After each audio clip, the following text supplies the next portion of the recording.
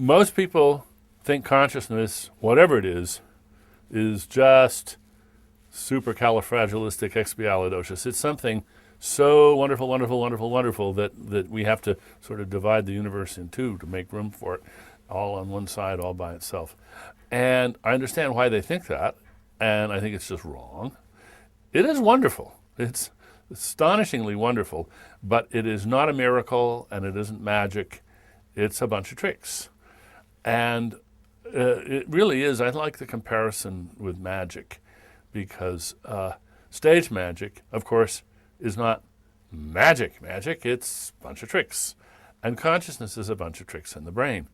And we're learning what those tricks are and how they fit together, and why it seems to be so much more than that bunch of tricks.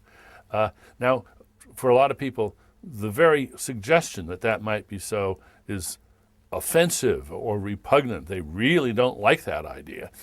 And they view it as an assault, sort of an assault on their dignity or their specialness. And I think that's a prime mistake.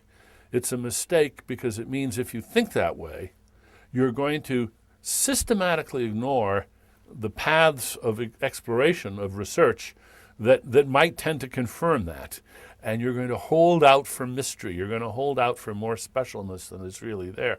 And some people just can't help themselves. They can't take seriously, they won't take seriously the idea that consciousness is an amazing collection of sort of mundane tricks in the brain. And they say, oh, I just can't imagine it. And I say, no, you won't imagine it. You can imagine it, you're just not trying.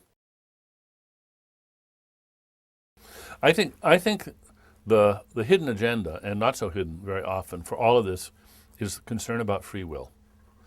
I think that at the bottom of the barrel, what people are really worried about is that if we have an entirely naturalistic and ultimately, in a certain sense, mechanistic at the nano level, at the protein level, if we have a mechanistic theory of consciousness, this will show that, oh my gosh, we don't have free will, and then life has no meaning, and I can't be responsible for my best or worst deeds. And that doesn't follow. But fear that it would follow rattles people and deflects them from taking these ideas seriously because they really don't want them to be true.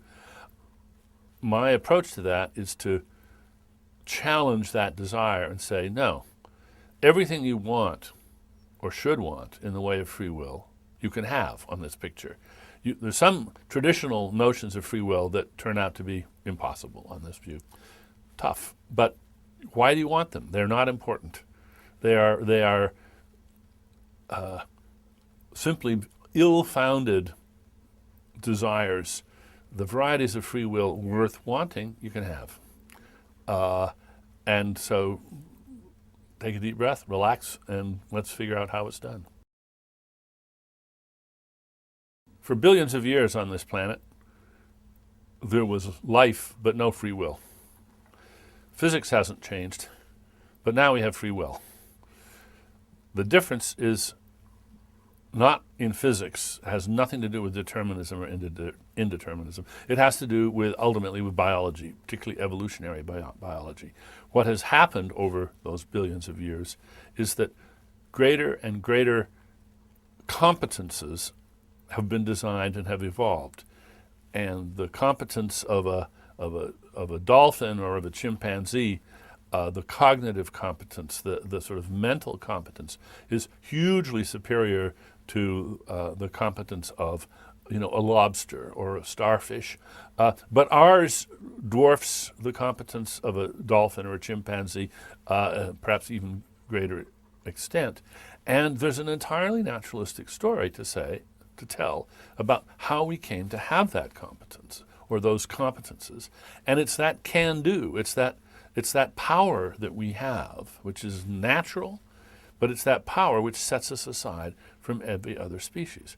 And the key to it is that we don't just act for reasons, we represent our reasons to ourselves and to others. The business of asking somebody, why did you do that? And the person being able to answer it's a very simple and it's an everyday phenomenon, but it is the key. And it is the key to responsibility. And in fact, the word responsibility sort of wears its meaning on its sleeve.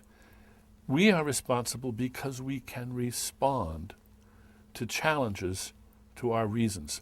Why? Because we don't just act for reasons, we act for reasons that we consciously represent to ourselves.